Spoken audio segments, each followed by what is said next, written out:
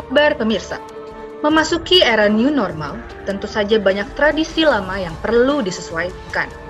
Salah satunya adalah tradisi berada di dalam lift.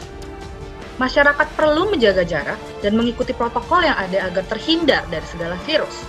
Berikut liputannya.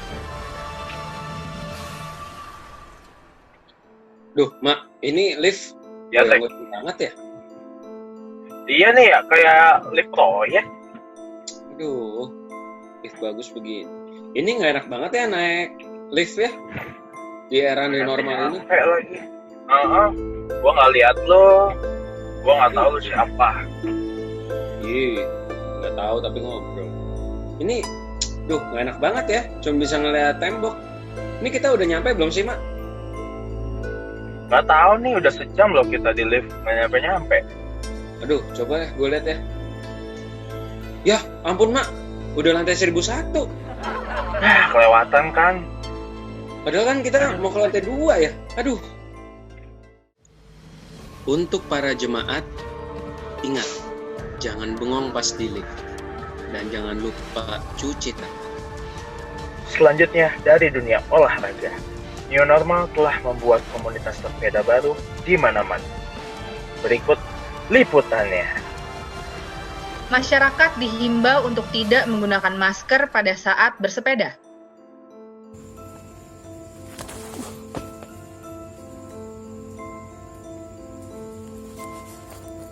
Saudara, ingat, kalau bersepeda jangan sampai pakai masker sampai full. Kalau tidak bisa pingsan. Itu tadi contoh. Namun jangan lupa untuk tetap menjaga jarak dan menutup mulut apabila hendak bersin atau batuk.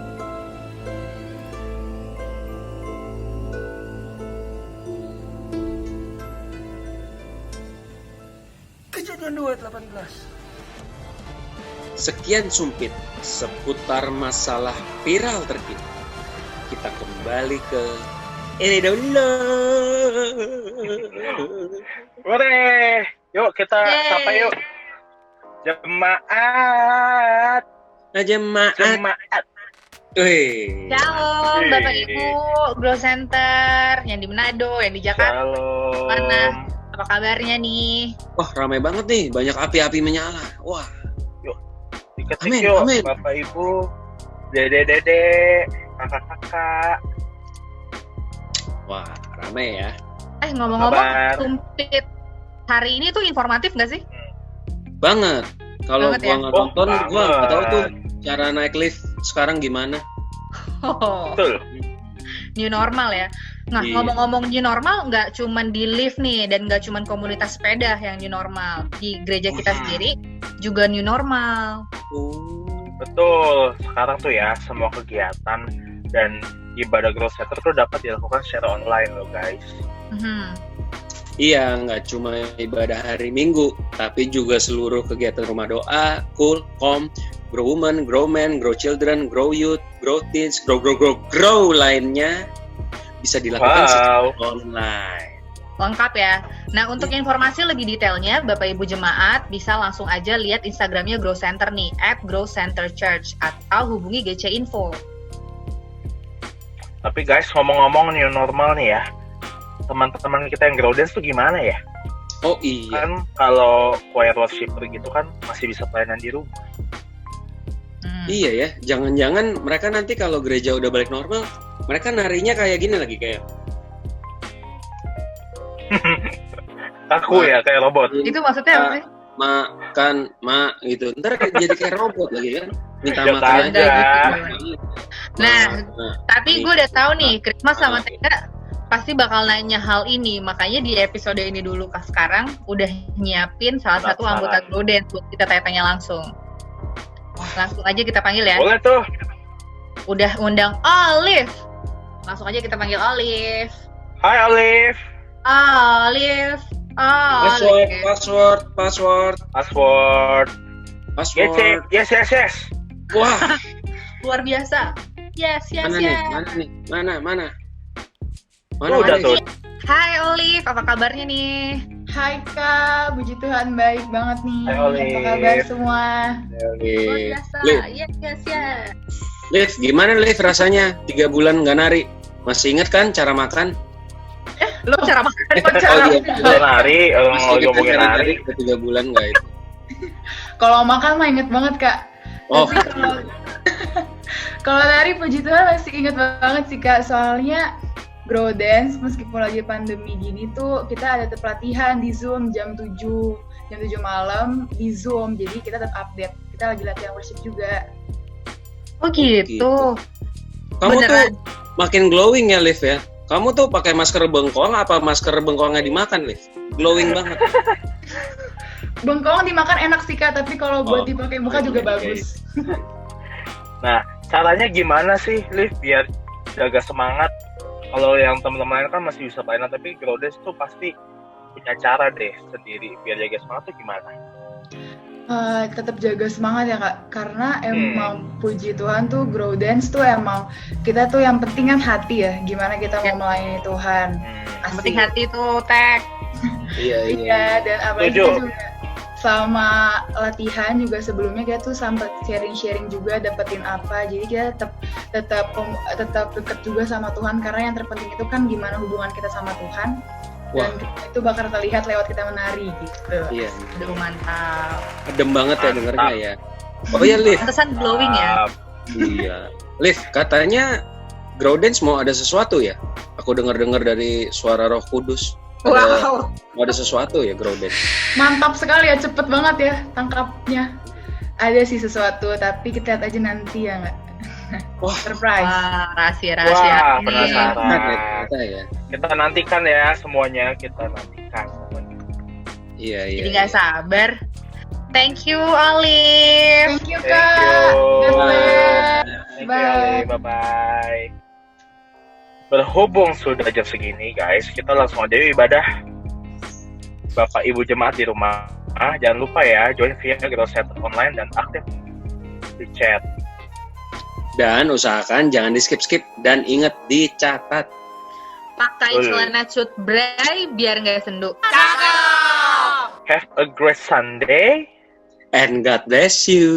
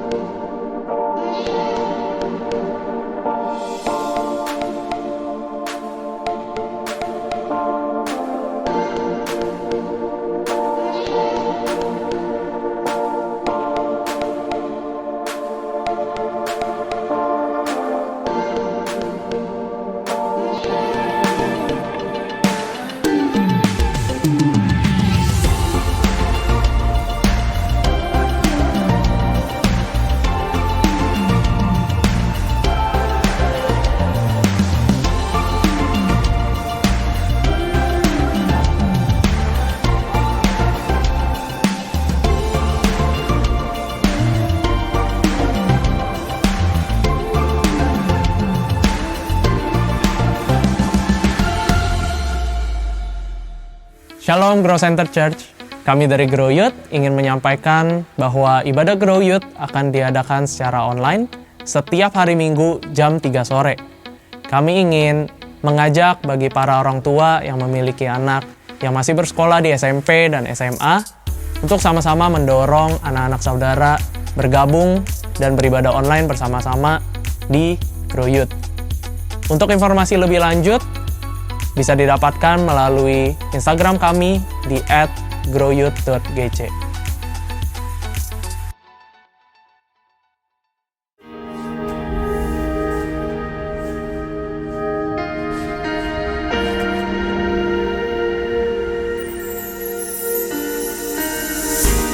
We are a church driven by love. A love that unites everybody together. No matter who you are, you belong. We are a church driven by passion. A passion for the lost. A passion for the brokenhearted. A passion for those who are in need. We are a church driven by salvation. A church place to heal the sick, to build faith and hope, to send people to win over the lost souls.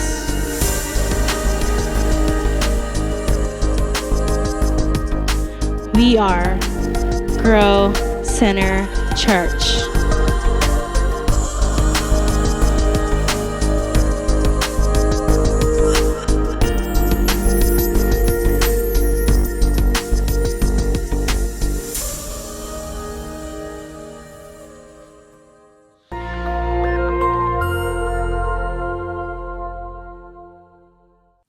Shalom saudara, tema kali ini kita akan membahas tentang hidup dan cara kematian orang Kristen.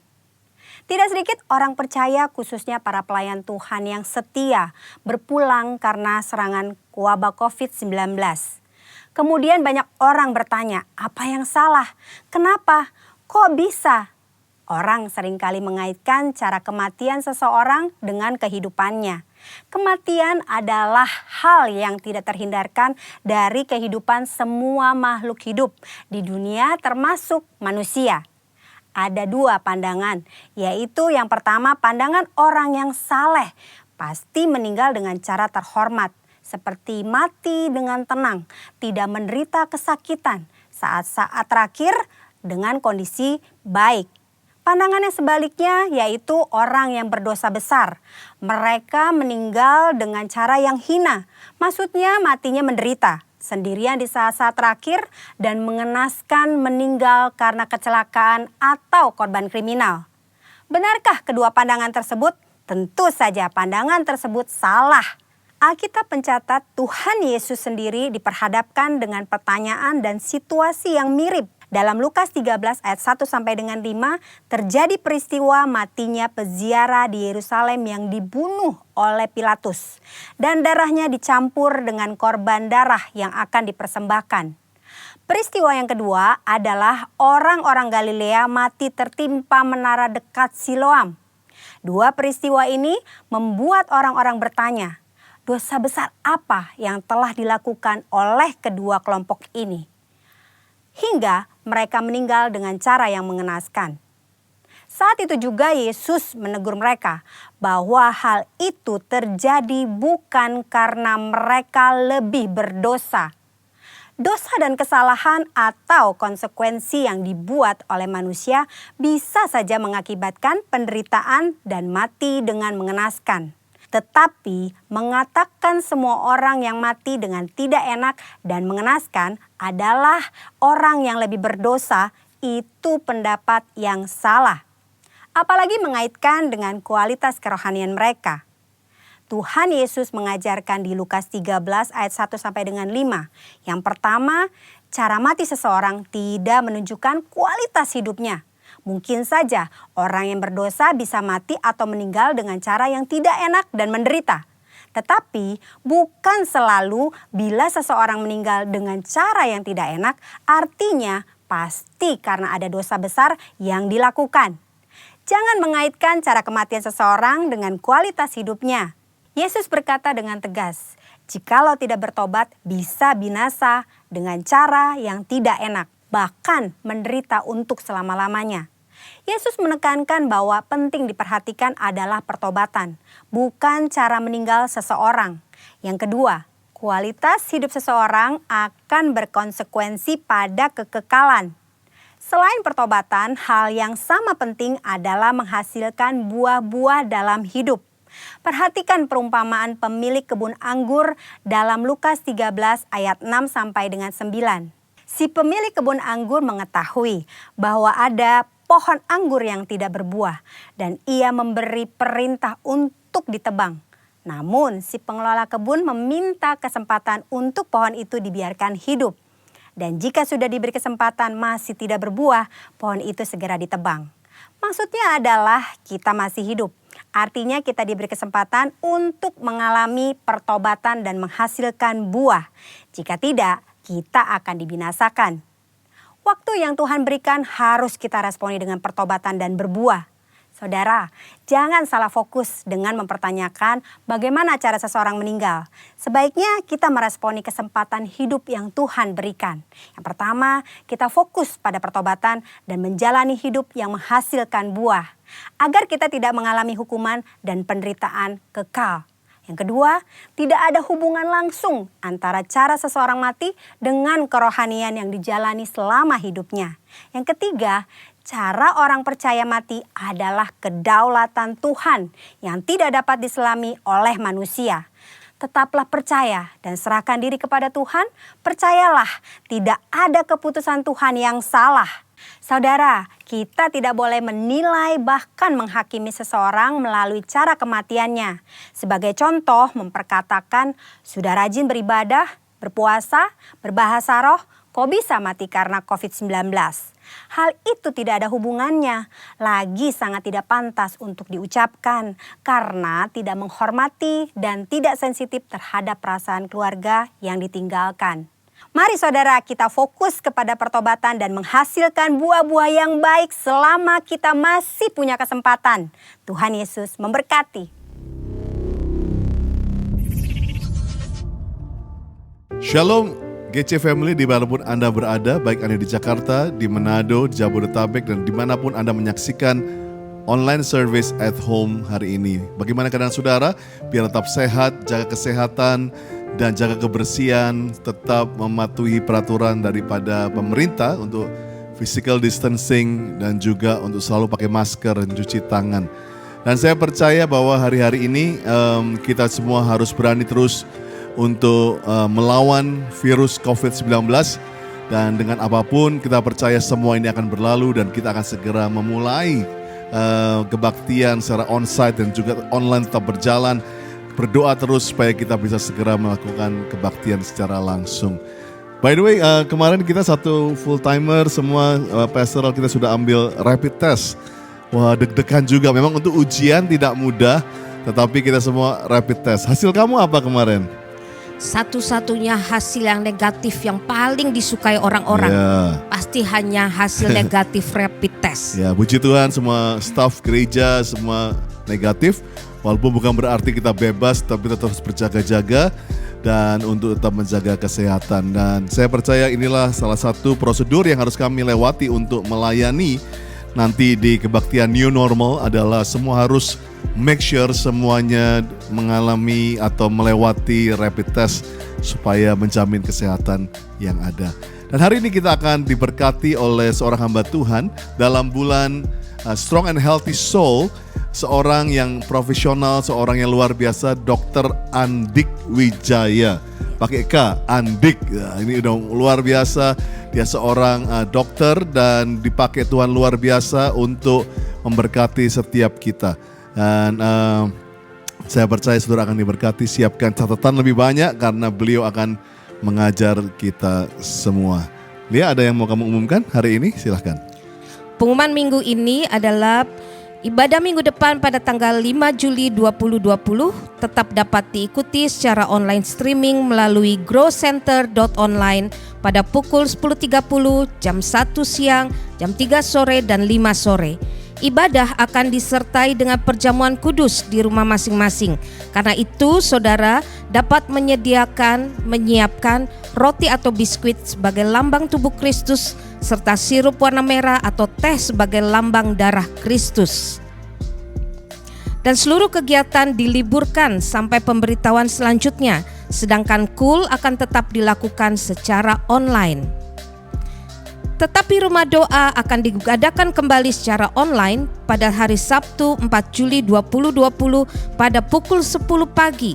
Karena itu bagi saudara yang rindu untuk ikut rumah doa dapat mendaftar melalui via WA di 0819 9335 5888. Dan inilah online service yang ada di minggu ini.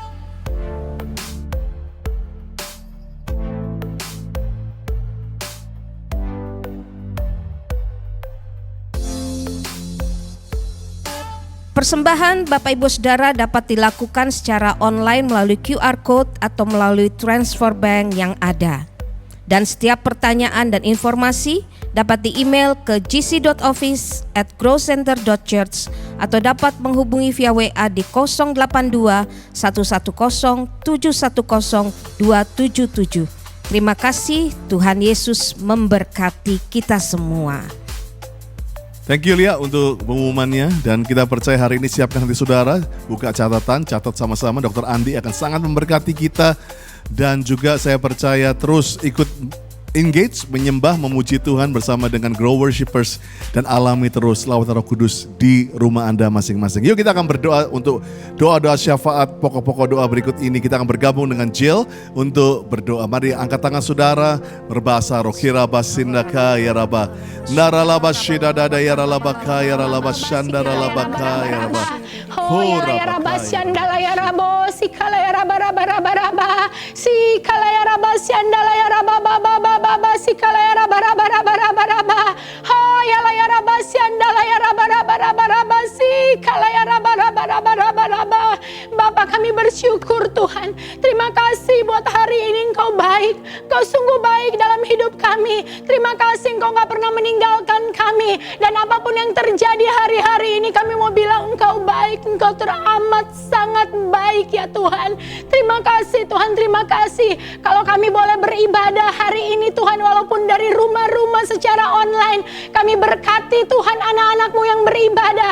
Kami mau perkatakan dari rumah-rumah penuh hadirat Tuhan, dari rumah anak-anak-anak-Mu Tuhan, penuh dengan lawatan Tuhan di dalam nama Yesus. Kami percaya hari ini setiap anak-anak-Mu ketemu Tuhan, ada kelepasan, ada kemenangan di dalam nama Tuhan Yesus. Kami juga bersyukur untuk hamba-Mu. Terima kasih buat Dr. Andi Tuhan, kami lepaskan berkat-Mu berlimpah-limpah. Kami percaya apa yang akan disampaikan oleh hamba-Mu akan membawa berkat buat setiap yang mendengar Tuhan, akan membawa kemenangan, akan membawa kesembuhan, akan membawa pemulihan di dalam nama Yesus. Sehingga bukan kami hanya tubuh kami yang sehat, tapi dalamnya juga kami sehat, kami kuat. Terima kasih Tuhan, terima kasih. Kami bersyukur, kami angkat tangan kami lepaskan berkat Tuhan atas setiap pemimpin rohani kami. Mereka yang terus berjaga-jaga dengan doa-doa mereka untuk setiap kami. Kami berkati hamba-Mu Pastor Niko Nyotoro Harjo bersama Ibu Hermin dan keluarga besar hamba-Mu Tuhan.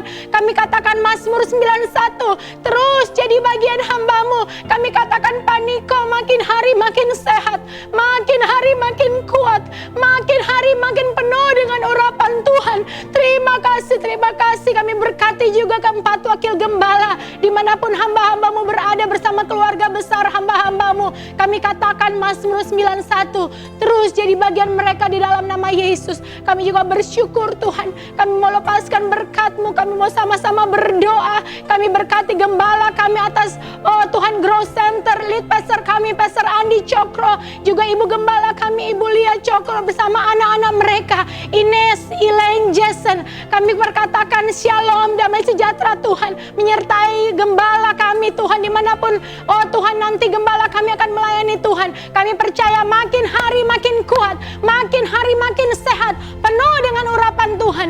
Terima kasih Tuhan, terima kasih. Kami juga berdoa buat tim pastoral yang ada Tuhan. Terima kasih buat Pastor Monty dan keluarga, Pastor Doni dan keluarga, Pastor Timmy dan keluarga Tuhan. Juga Pastor Chandra Tuhan di GC Manado.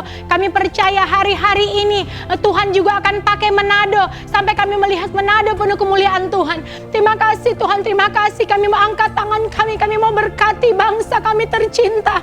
Kami mau katakan Shalom Indonesia, Shalom Indonesia. Diberkatilah Indonesia berlimpah-limpah, berlimpah-limpah. Kami berkati tanahnya, kami berkati udaranya, kami berkati lautnya. Diberkatilah pemerintahan bangsa kami, diberkatilah jiwa-jiwa, diberkatilah Indonesia dari Sabang sampai Merauke. Kami mau katakan Tuhan, biar hanya rencana Tuhan yang terjadi atas Indonesia. Tidak ada lagi penundaan Tuhan. Indonesia bagi kemuliaan Tuhan Yesus. Indonesia dimenangkan, Indonesia diselamatkan. Terima kasih Tuhan. Dan kami mau kembalikan setiap hormat, setiap kemuliaan hanya bagi nama Tuhan. Haleluya, haleluya, haleluya. Amin, haleluya.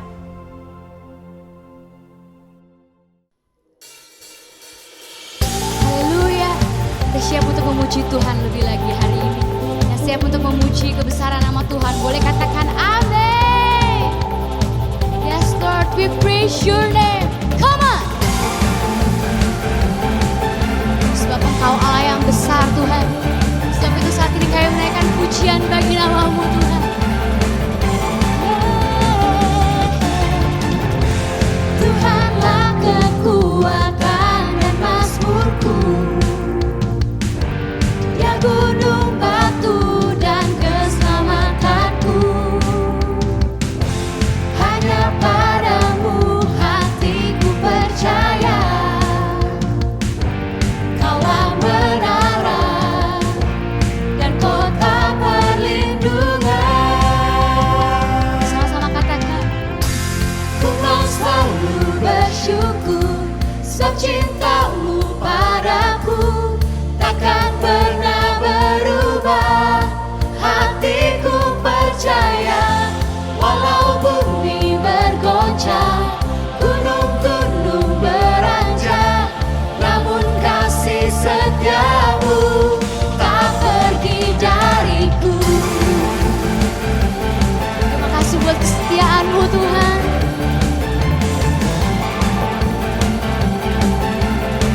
Sekali lagi dari awal kita katakan, Tuhanlah kekuatan dan mazmurku. Dia gunung batu dan keselamatanku. Hanya padamu hatiku percaya. Kaulah menara dan kota perlindungan. Come on church. Ku mau selalu bersyukur, sebab cinta-Mu padaku takkan pernah berubah. Hatiku percaya, walau bumi bergoncang, gunung-gunung beranjak, namun kasih setia-Mu tak pergi dariku. Sama-sama kita tepuk tangan buat nama Yesus. Praise your name, we praise your name, oh God. Mari, ini iman setiap kita. Katakan. Kaulah kuatku, Kau gunung batuku, Kaulah segalanya, hatiku percaya. Kaulah kuatku, Kau gunung batuku, Kaulah segalanya, hatiku percaya. Kaulah kuatku, Kau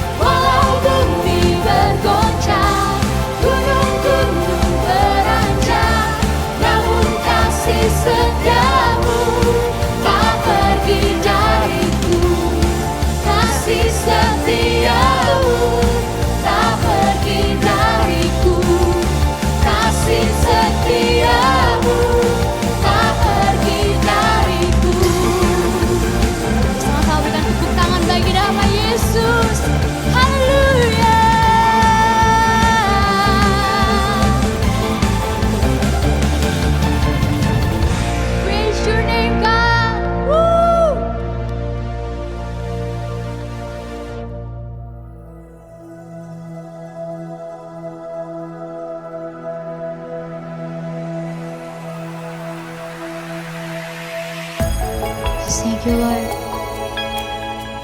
Saat ini kami membawa syukur dan doa kami ya Tuhan. Karena kami tahu Tuhan, kalau kami ada saat ini, itu semua karena perkenanan Tuhan, itu semua karena anugerah Tuhan. Terima kasih Bapak, terima kasih Tuhan. Mari sama-sama arahkan hatimu kepada Tuhan.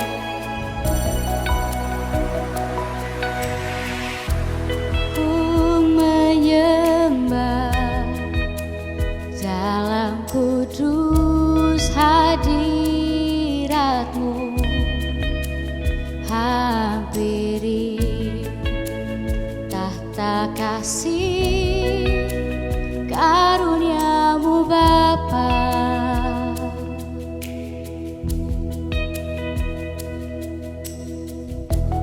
Kekuatanku hanya dalam hadirat-Mu,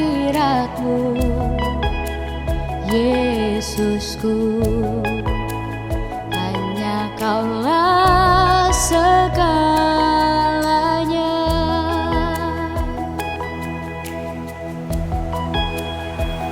Ku yakin Kau hadir di sini, ku rasakan kuasa yang tak terbatas.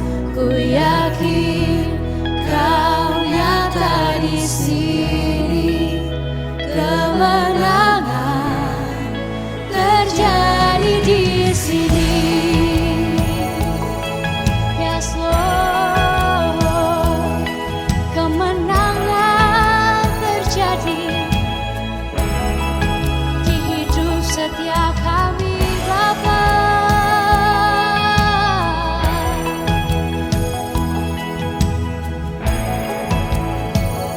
Ini dari awal kita katakan, ku menyembah dalam kudus hadirat-Mu, hampiri tahta kasih karunia-Mu Bapa. Kau kekuatan kami Tuhan, kekuatanku hanya dalam hadirat-Mu,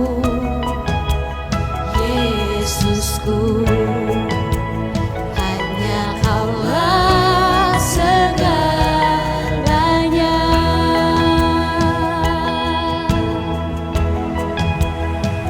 Ku yakin Kau hadir di sini, ku rasakan kuasa yang tak terbatas. Ku yakin Kau nyata di sini, kemenangan terjadi di sini. Mari dengan segenap hatimu katakan, ku yakin Kau hadir di sini. Amin. Ku rasa hadirat-Mu memenuhi setiap rumah-rumah Tuhan, setiap keluarga-keluarga. Kau nyata di sini, kemenangan terjadi di sini. Mari sama-sama angkat penyembahan kita saat ini. Oh, thank you Jesus. Ini setiap kami Tuhan, betapa kami menanti-nantikan pertolongan-Mu.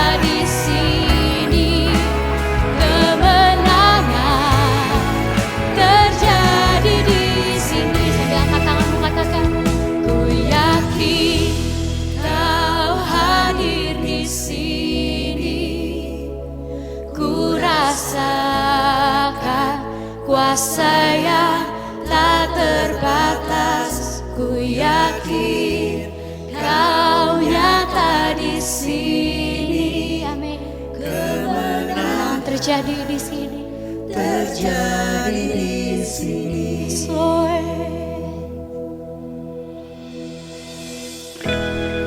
You are my champion. Giants fall when you stand undefeated. Every battle you won. I am who you say I am. You crown me with confidence. I am seated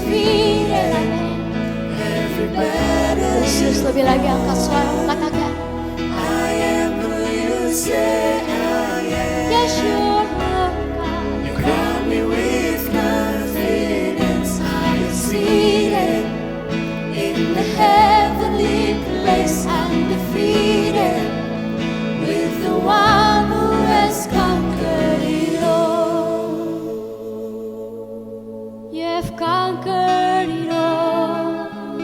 You have conquered it all. Jesus. Thank you, Jesus.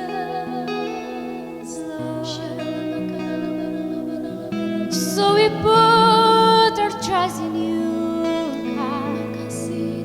We put our trust in you.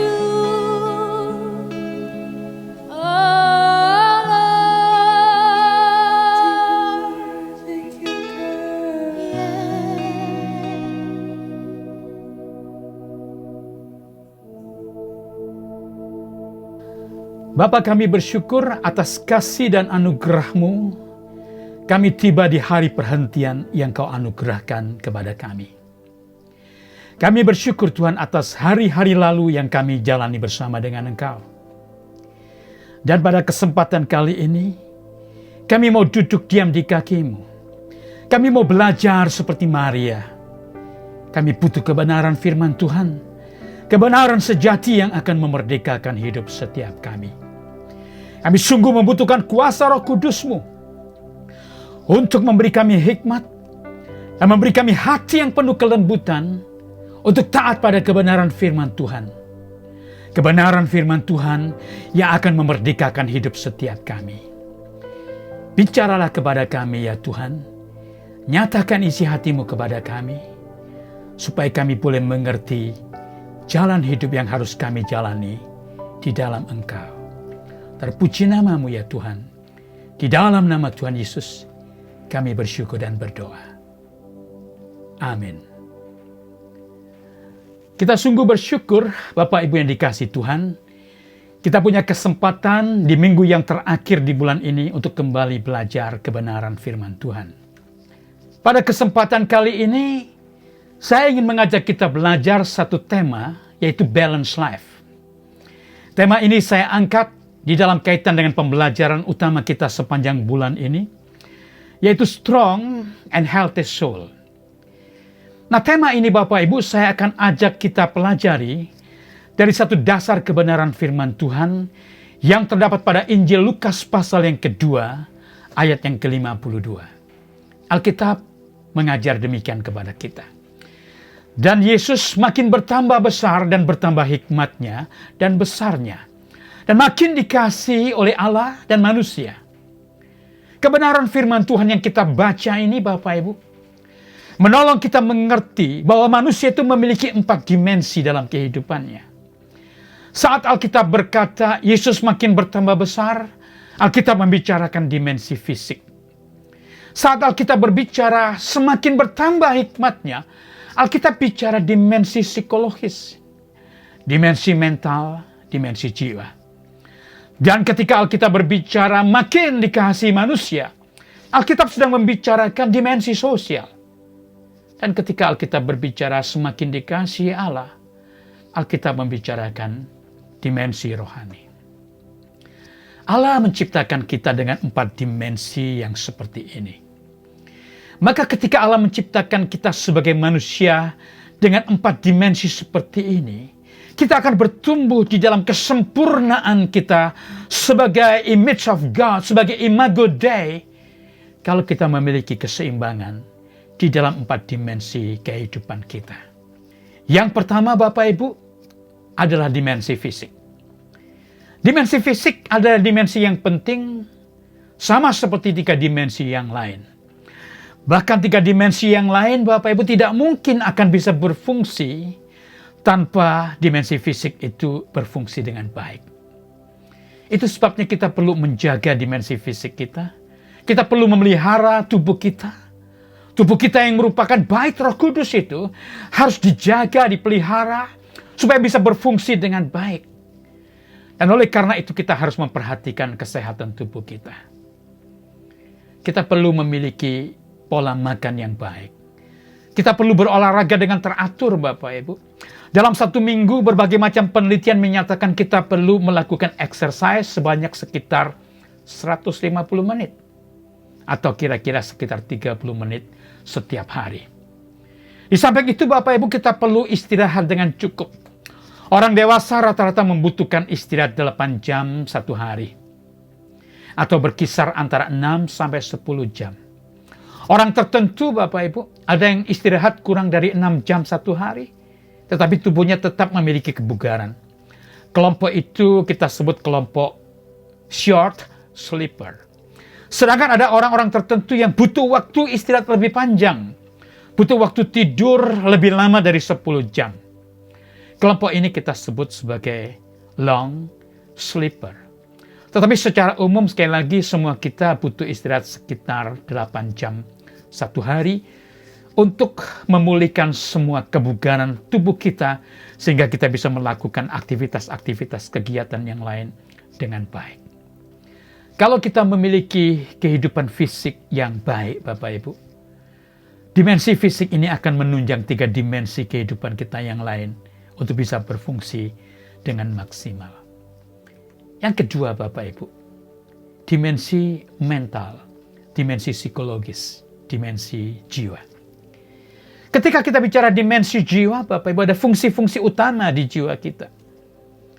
Yaitu ada rasio di sana, ada emosi dan ada will. Ketika kita bicara ada rasio, ketika kita bicara bahwa Allah memberikan kita kemampuan berpikir, Allah memberikan kita akal budi, maka Bapak Ibu kita akan bisa bertumbuh menjadi pribadi yang maksimal di hadapan Tuhan dengan cara kita terus belajar banyak hal. Hal-hal yang baik, hal-hal yang baru kita perlu pelajari supaya kita bisa bertumbuh di dalam akal budi kita. Tetapi manusia jiwa kita Bapak Ibu, dimensi jiwa kita bukan hanya dimensi rasio. Kita memiliki emosi, kita memiliki perasaan. Di situ kita butuh satu kehidupan yang penuh ketenangan. Di situ kita butuh kehidupan yang penuh kebahagiaan. Maka saudara, kita perlu memperhatikan dimensi jiwa ini dengan melakukan aktivitas-aktivitas yang menyenangkan. Yang saya sebut itu sebagai hobi. Temukanlah hobi yang baik, hobi yang sehat. Hobi yang membuat saudara menjalani kehidupan ini dengan menyenangkan. Dan yang ketiga Bapak Ibu, kita akan memiliki dimensi jiwa ini dengan baik kalau kita terampil di dalam mengelola stres. Maka kita perlu belajar stress management. Yang nanti akan saya uraikan secara khusus di bagian terakhir dari pembelajaran kebenaran firman Tuhan kita pada kesempatan kita di minggu yang luar biasa ini. Yang ketiga Bapak Ibu, dimensi sosial. Saat Alkitab berkata Yesus semakin dikasihi manusia, itu menunjukkan Tuhan Yesus itu memiliki dimensi sosial. Dia memiliki kehidupan sosial. Ada 3 yang paling utama dalam dimensi sosial kita.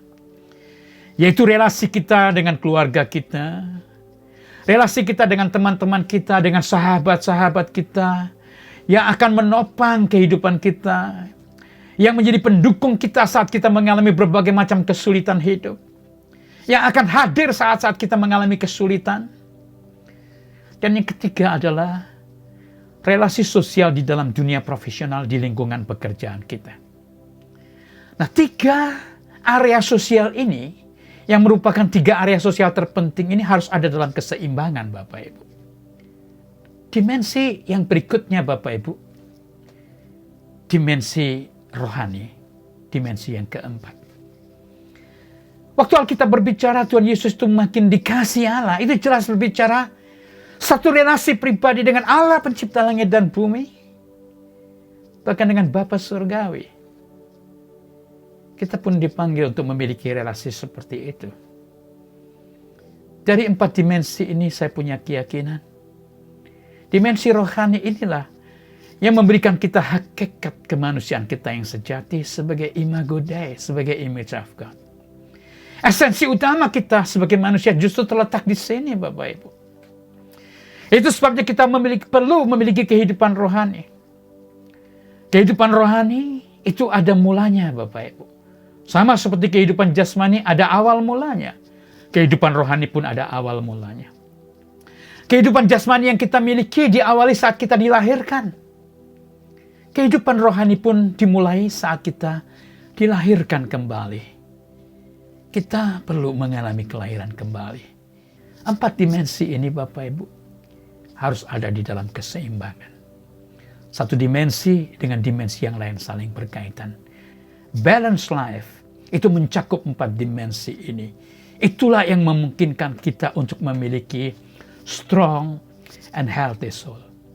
Dan saat kita berbicara strong and healthy soul, Bapak Ibu, kita sedang memfokuskan pada dimensi yang kedua, yaitu dimensi psikologis. Maka ketika kita bicara dimensi ini, tadi saya sudah katakan di bagian awal, kita perlu memiliki keterampilan untuk bisa memanage stres dengan baik. Kita perlu memiliki keterampilan melakukan stress management. Itu sebabnya pada kesempatan kali ini, saya ingin mengajak kita belajar dalam waktu yang sangat terbatas ini untuk bisa memiliki keterampilan memanage, mengelola stres yang memang setiap saat akan datang dalam kehidupan kita. Bapak Ibu, ketika kita bicara stres, apakah stres itu? Stres sesungguhnya merupakan satu stimulasi yang membuat kita dituntut untuk membuat sebuah respon. Respon itu pada dasarnya ada 2 saja, yaitu fight atau flight, tempur atau kabur. Jadi stres itu merupakan sesuatu yang akan datang setiap hari, membuat kita itu perlu menanggapi berbagai macam stimulasi yang datang dalam kehidupan kita. Maka sesungguhnya stres itu diperlukan untuk satu kehidupan yang sehat, kehidupan yang dinamis. Tetapi ketika stres itu telah melampaui batas kesanggupan kita untuk menanggungnya, maka stres itu bisa melumpuhkan kehidupan kita. Sedemikian tugas-tugas kita, tanggung jawab kita, bahkan tujuan ilahi dalam kehidupan kita bisa terhalang kalau kita tidak terampil mengelola stres yang terjadi dalam kehidupan kita. Maka pada kesempatan di poin yang terakhir di ibadah kita minggu ini, kita perlu belajar untuk bisa mengelola stres dengan baik. Maka saya akan mengajak kita melihat dengan cepat bahwa stres itu memiliki 4 tipe. Ada 4 jenis model stres, Bapak Ibu, berdasarkan peristiwa terjadinya dalam kehidupan kita. Yang pertama, Bapak Ibu, stres itu bisa datang dalam kehidupan kita dalam bentuk suatu konflik. Konflik yang saya maksudkan di sini, konflik yang dipahami di sini, adalah satu kondisi di mana orang itu diperhadapkan pada sebuah pilihan. Perhatikan gambar yang saudara lihat ini. Orang ini, Bapak Ibu, berada dalam satu persimpangan jalan. Dia harus mengambil pilihan. Ke kiri kah atau ke kanan? Maju atau mundur? Kalau dia mengambil pilihan ke kiri, dia tidak mungkin pada saat yang bersamaan akan melangkah ke kanan. Sebaliknya kalau dia mengambil keputusan untuk maju, dia nggak bisa mundur. Kondisi seperti ini kita sebut dengan konflik. Dan setiap hari kita menghadapi situasi yang seperti ini. Tapi ada kalanya kita akan menghadapi suatu konflik dengan takaran stres yang sangat tinggi. Misalnya ketika kita diperhadapkan untuk memilih jenis pekerjaan. Sesuatu yang akan kita tekuni seumur hidup kita. Atau dengan siapa seseorang itu akan menikah. Karena ini akan memberikan konsekuensi seumur hidupnya. Dalam situasi seperti ini, Bapak Ibu, ketika kita menghadapi konflik apapun, stres itu akan segera reda. Akan segera turun kalau kita mengambil keputusan. Tipe yang kedua, Bapak Ibu, adalah frustrasi. Semua kita pernah menghadapi situasi seperti ini.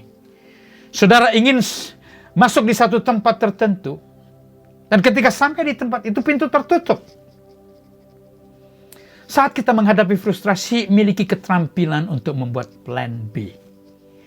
Tetapi saya bukan hanya berbicara soal keterampilan yang penting untuk menghadapi frustasi seperti ini. Ada berita baik yang saudara perlu tahu. Saat kita menghadapi pintu tertutup seperti ini, seringkali Allah sedang membuka pintu-pintu terbuka di tempat yang lain. Maka saat kita menghadapi pintu tertutup, saat kita menghadapi frustasi, ada kalanya kita perlu berdiam diri sesaat. Ada kalanya kita perlu mundur untuk kita punya kesempatan melihat alternatif yang Tuhan bukakan. Untuk kita bisa menemukan jalan lain. Untuk kita bisa melihat pintu lain yang sedang dibukakan. Saat ada pintu tertutup, yakinilah ada sedang pintu terbuka lain buat saudara. Yang ketiga, Bapak Ibu, pressure. Tekanan kehidupan. Sudah lihat gambar ini? Orang ini memikul beban yang sangat besar dalam hidupnya. Ya. Saya ingin mengajak kita melihat situasi pressure ini dalam kehidupan kita. Kalau kita menghadapi satu pressure, satu tekanan, miliki keterampilan untuk membagi tekanan yang besar, pressure yang besar dalam load yang kecil, dalam pressure yang kecil. Tidak semua orang sanggup mengangkat beras seberat 100 kg dari lantai dasar ke lantai atas. Tetapi saya yakin semua orang punya kemampuan untuk mengangkat beras 10 kali 10 kg dari lantai pertama menuju lantai atas. Tapi saudara perhatikan, hasilnya akan sama, 100 kg. Kita harus punya keterampilan itu membaginya. Dan ini sebenarnya bicara soal time management. Kalau saudara punya beban pekerjaan, saudara jangan pikirkan semuanya sekaligus satu hari. Bagi beban itu. Buat satu penjadwalan. Hari ini saudara mengerjakan apa? Besok saudara mengerjakan apa? Lusa saudara mengerjakan apa? Begitu cara kita membagi stres ketika kita bicara soal load, soal pressure, soal tekanan yang datang dalam kehidupan kita. Dan yang keempat, Bapak Ibu, yang terakhir, yaitu krisis. Apa itu krisis? Krisis adalah peristiwa yang terjadi secara mendadak dan akan mengubah dalam skala besar kehidupan seseorang, kehidupan kita. Dalam kehidupan sehari-hari, Bapak Ibu, ini bisa kita gambarkan dengan peristiwa terjadinya turbulence. Dalam sebuah penerbangan bahkan ada yang disebut dengan clear air turbulence. Goncangan yang terjadi mendadak, bahkan saat udara terlihat begitu bersih, tidak ada awan. Tapi pesawat itu bisa tiba-tiba terguncang karena perubahan elektromagnetik yang ada di udara. Bapak Ibu, itu sebabnya dalam sebuah penerbangan kita selalu diingatkan untuk menggunakan seat belt kita saat kita sedang duduk atau saat kita sedang istirahat. Supaya ketika terjadi turbulence kita tidak akan terlempar. Seat belt itu saya gambarkan dalam kehidupan yang lebih luas adalah berjaga-jaga untuk menghadapi satu malapetaka yang mungkin bisa terjadi dalam kehidupan kita. Berjaga-jaga atas sebuah situasi buruk yang bisa terjadi dalam kehidupan kita. Orang yang menggunakan seat belt dalam perjalanan hidupnya akan punya kemampuan menghadapi krisis kehidupan dengan baik. Berjaga-jaga untuk menghadapi berbagai macam peristiwa yang mungkin akan buruk terjadi dalam kehidupan kita. Bapak Ibu, saat krisis itu sedang terjadi, 3 jenis stres yang tadi kita bicarakan, yaitu konflik, pressure, dan frustrasi, itu muncul sekaligus. Memberikan kita satu stres yang sangat besar. Jadi kalau kita menghadapi situasi krisis seperti ini, saat kita menghadapi stres yang sangat besar, karena krisis yang sedang terjadi, apa yang harus kita lakukan supaya kita bisa memanage stres itu dengan baik? Saya punya keyakinan, panduan Alkitab, panduan firman Tuhan akan memberikan kita jalan keluar terbaik dalam situasi kita menghadapi kondisi yang seperti itu. Itu sebabnya Bapak Ibu, saya ingin mengajak kita kembali pada prinsip-prinsip kebenaran firman Tuhan. Yang pertama Bapak Ibu, saat kita menghadapi sebuah stres, apalagi dalam skala yang sangat besar, ingat kebenaran firman Tuhan dalam Roma 8 ayat yang ke-28. Alkitab berbicara begini kepada kita. Kita tahu sekarang bahwa Allah turut bekerja dalam segala sesuatu untuk mendatangkan kebaikan bagi mereka yang mengasihi Dia, yaitu bagi mereka yang terpanggil sesuai dengan rencana Allah.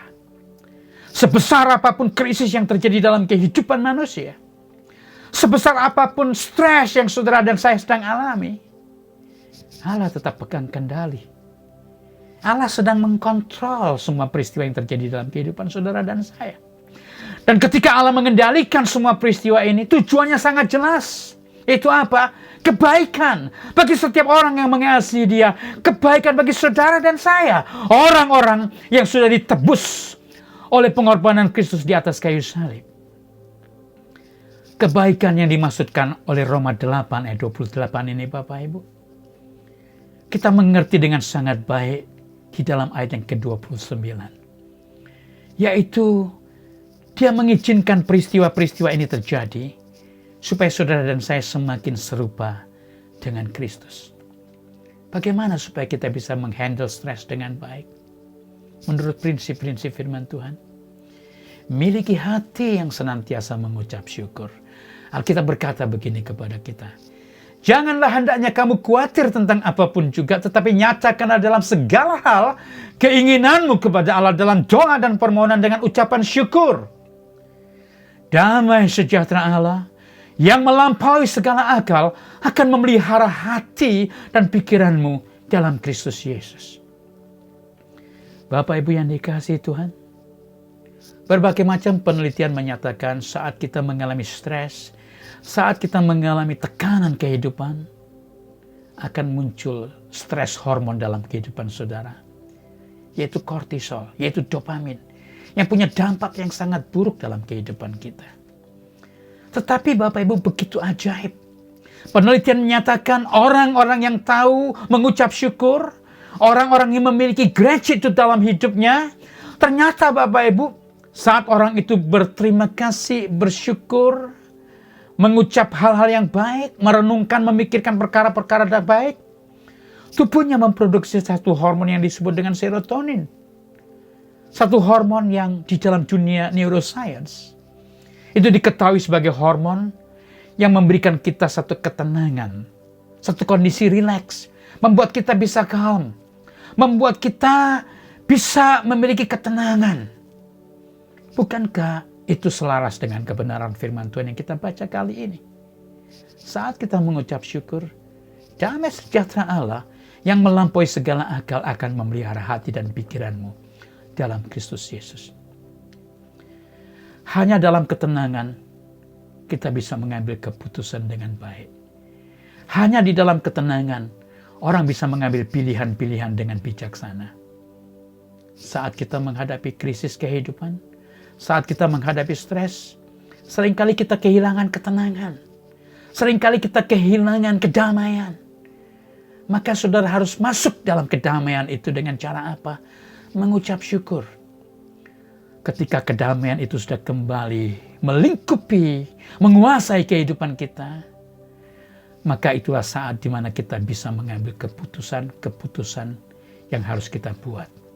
Untuk keluar dari berbagai macam krisis kehidupan, untuk keluar dari berbagai macam konflik, dari berbagai macam frustasi, dari berbagai macam pressure yang kita alami saat kita menghadapi stres tertentu dalam kehidupan kita. Tetapi saat kita menghadapi kondisi di mana kita harus mengambil keputusan, membuat langkah-langkah dalam kehidupan kita, kita perlu memiliki hikmat. Tetapi ada satu janji firman Tuhan yang luar biasa. Alkitab di dalam Yakobus 1 ayat yang kelima berkata, tetapi apabila di antara kamu ada yang kekurangan hikmat, hendaklah ia memintakannya kepada Allah yang memberikan kepada semua orang dengan murah hati dan dengan tidak membangkit-bangkit. Maka hal itu akan diberikan kepadanya.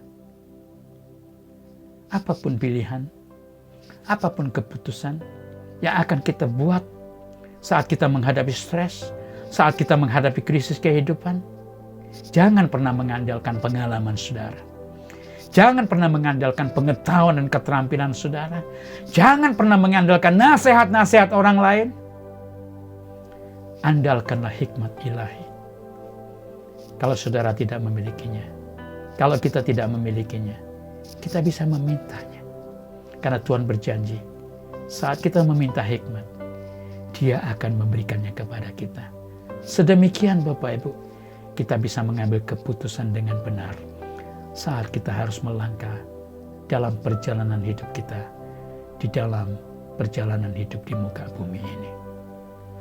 Bapak Ibu yang dikasihi Tuhan, jikalau 3 langkah firman Tuhan ini kita aplikasikan di dalam kehidupan kita, maka kita akan terampil di dalam mengelola setiap stres yang datang dalam kehidupan kita. Dan ketika kita menjadi orang-orang yang terampil di dalam mengelola stres kita, kita akan menjadi pribadi yang memiliki strong and healthy soul. Dan ketika kita memiliki kondisi strong and healthy soul, itu akan menunjang untuk kita memiliki balanced life. Dan ketika kita memiliki balance life, tujuan ilahi, rencana Tuhan yang besar dalam kehidupan kita, itu akan mudah dicapai di dalam kehidupan kita. Itu sebabnya Bapak Ibu, mari kita sungguh-sungguh mentaati semua prinsip kebenaran firman Tuhan yang kita telah pelajari bersama. Akhirnya Bapak Ibu, saya berdoa buat saudara. Saya merindukan perkara-perkara yang baik buat semua saudara. Doa dan harapan saya buat seluruh saudara, Jemaat Grow Center Church yang dikasihi Tuhan. Semoga Allah damai sejahtera menguduskan kamu seluruhnya, dan semoga roh, jiwa dan tubuhmu terpelihara sempurna dengan tak bercacat pada kedatangan Yesus Kristus Tuhan kita. Ia yang memanggil kamu adalah setia, Ia juga akan menggenapinya. Amin. Tuhan Yesus memberkati Bapak Ibu. Terima kasih banyak untuk Dr. Andi Wijaya yang sudah sangat memberkati kita. Kamu diberkati banget gak dengan firman Tuhan tadi? Tadi kan dikatakan kita harus, hidup kita tuh harus balance. Balance life, hidup seimbang. Balance life. Dan ada tadi dikatakan ada 4 hal yang perlu dibalance. Secara spiritual, secara roh, secara psycho, secara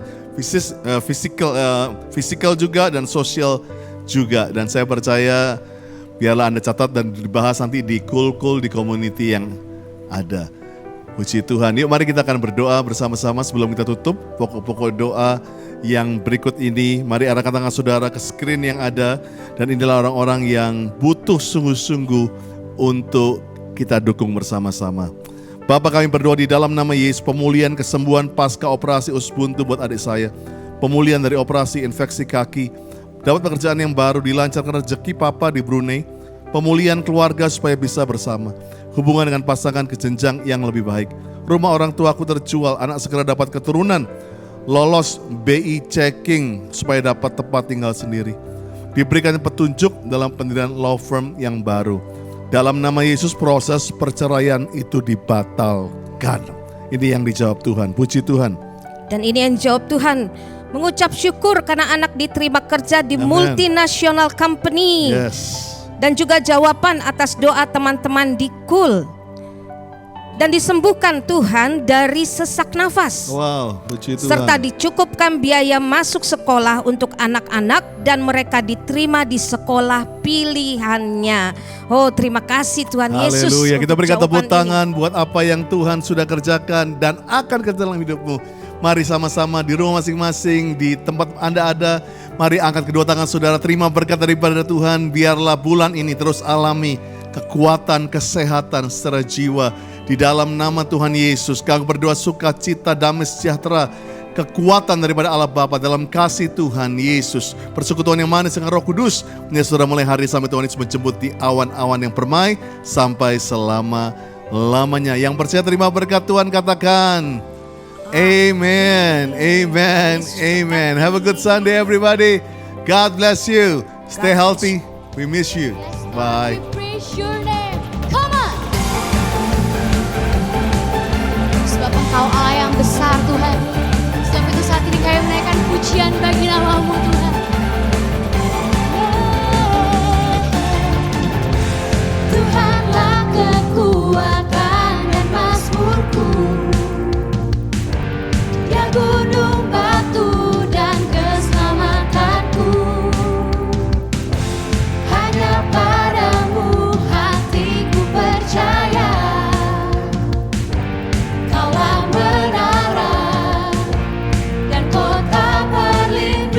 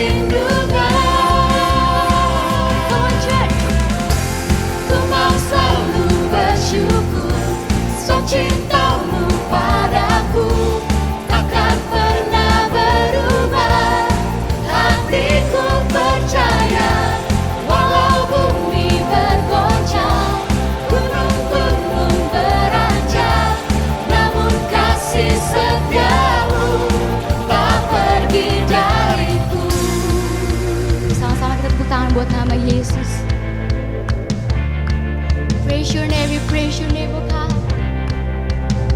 Mari, ini iman setiap kita. Katakan,